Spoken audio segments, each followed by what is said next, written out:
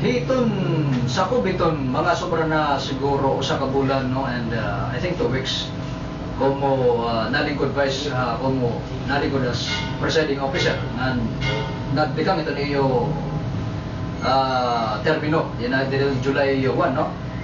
So far may na bagata mga naipasa nga mga paraudon nga resolutions. Yes, may da. Usal mga importante ang amendment hanaton cemetery rates and charges ngayon ang pagkabutang dito. Di rin ako aware ng details kay last session kami ni Mayor Tekwa uy nakato Manila. Kay nag-attend kami pinanto kami ng Malacanang. Nakatubang namon ni President Noynoy Aquino o Pinoy. So ito nga tayo pagtawag ako ni Consejero Erning Arcales napasa na ko no ang rates and fees and charges ng cemetery.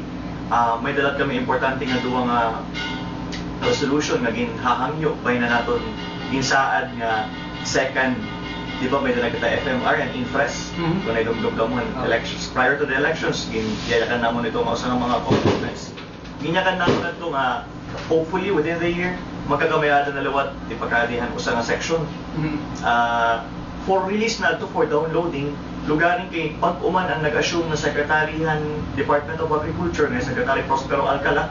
Siyempre, for transparency purposes, for respeto, for review o true ng secretary nga nato unta for downloading na. Kaya approve na nato regional director. Ano ba ito na may hatag sir nga benefits kung bagay kaso ma-realize nga? Siyempre, parang ka, kaya man na nato kabugtuan dito, labis na ito nga mga upland barangays. Anira produce, anira mga ani o produkto dito, nang nakukuri paglusan. Kung may damalan na construction himon dito, palit nila, mas doble pa kayo pagpasayang ito o pagbitbit ito nga ito. Ngayon, at the same time, syempre, may concern ng security o sa ito nga, at least accessible na ya, kung accessible na nga niya, o nga tanan madali. Ma-boil down ito nga, ma-uplift natin ang economic living conditions sa natin mga kabugtuan dito. Ano yun, sir? Kalsada niya? Opening, FMR, Farm to Market Road, worth 25 million pesos ini.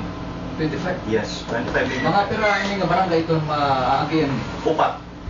Di lang po maroon specific han, basta kagudalo di mga ito na ito. Kaya may na naman kita existing yan.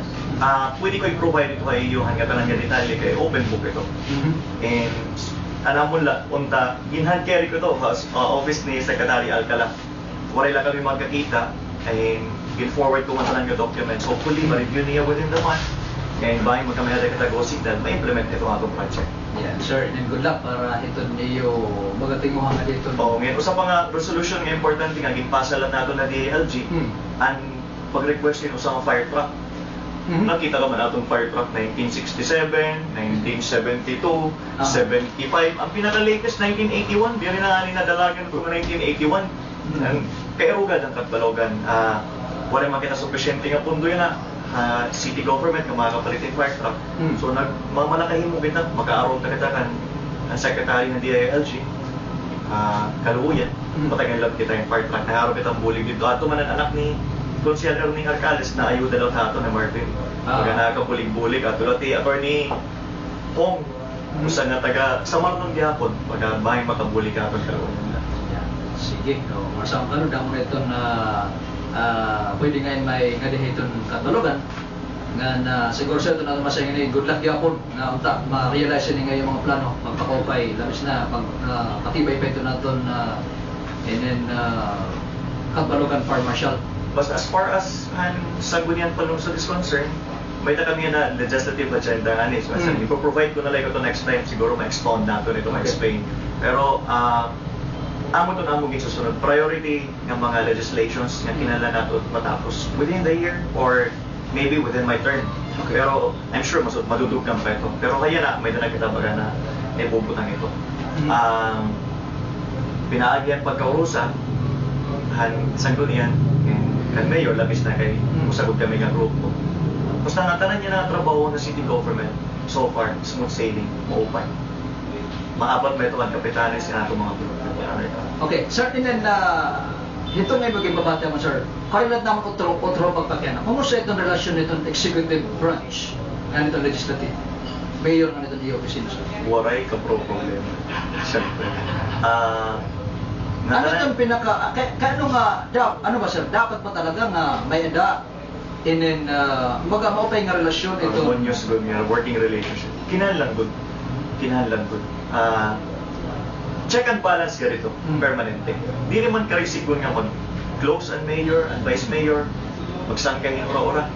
Okay. Di naman ka-receive nga. Nga tanan ang request ni mayor, approve ang gayon han sangguniang panungsod kit. Pinaka-importante, di rin ang vice mayor ang approve. Ang vice mayor, driver leto, nga mula itong nag-preside ang session. Isang gunyan panungsulit na butos. If vice mayor, makakabutos lang kung may tay. Parang ganito, di ba? Kung may tay lang. Pero hiyat nag-oversee na maging orderly ang mga transactions, ang mga request ni mayor na kinahanglan priority, labis na pag mga certified urgents. So kung mo-open relasyon ng mayor and vice mayor, nga ng vice mayor, mo-open niya working relationship ng iyong mga konsyal. So definitely, madali ang trabaho, madali gumawa sa papeles ang mga requirements na kinahanglan, madali mapa-aproban ang mga request ni mayor. Labis na kumpara ng ito ang mga taga-barangay. So, madaling salita sir, matanang ngayon halos na aktibidad sa itong city government. Kung magtitigang ng mayor, dapat anay may approval na dihasan mo yan. Di rin ang talaga niya activities. Oo. Basta nanginginaan Pwede mo ba sir hatag mo kung ano nga mga specific nga butang na dapat anay naagi na dihasan mo yan? For example, maaro yung mayor in project. Infra, oo. Maaro ka ito, ma-request sa senador, sa agency. Maaro yan na solution. Representing Han City Government of Catalogan, maangaro yung ayuda. For example, liwat, tigda ang iya na identify ng project di rin na priority. Gusto niya ibalhin nga diyan sa nga barangay. Okay. Maaro lang niya yung authority. Tika nga sanggo niyang panusok. Pero ang mga regular functions nga embodied na annual budget. Halimbawa, ang activities ng DA, activities ng social welfare, di rin ito kinalang sumari kaamon. Kaya ano na ito, regular functions na ito nila. Ngayon, ginaprubaran na nga ni precisely ang budget kung ano itong mga activities nga naka-integrate dito. So for example, naibutang na nga niya annual investment plan, di rin na kinanglan. Should. So, annual investment plan, annual budget. Identified na niya. Pero kung in kaso, asan pa niyo mo, pag nakiba itong plano, oo. Ma-request ka. Oo, ma-request ka. Kailangan hindi mo umaro yung authority. For example, liwat, ma-enter into memorandum of agreement with a department, kung ano nga department, kung agriculture, kung nga highways, kung nga social welfare, bisa na nung office. It may your permanente maaro hin otoridad, mananarip para magrepresentar han lokal ng panggoberno ang Catalonia. Antes siya pumirma. Sa itong importante liwat. Damo pa itong mga functions nga naagi talaga ang mayor sa niya. Pero di mayor liwat, apisan nga di rin nalang niya dani kinahanglan umagi. Gitatawag lang kami ito. Iya representar, vice, mga konsyal, adi, pwede ka mo pa nga himon, may mo pa kita nga plano, ano man okay ka mo ini. Iya ito pa kayo pa. Nangungonsult tayo mayor. Na personal ba mayor pag adto sa congressman ng session? May dalang instances nga magre-require nga at tugod niya, pero kaya na waray agad. Hadto nga panahon, din na muna ito amon. Tatawagon niya, nakatuman niya, bisan nga nila rin tatawag, ng pag-30 yan.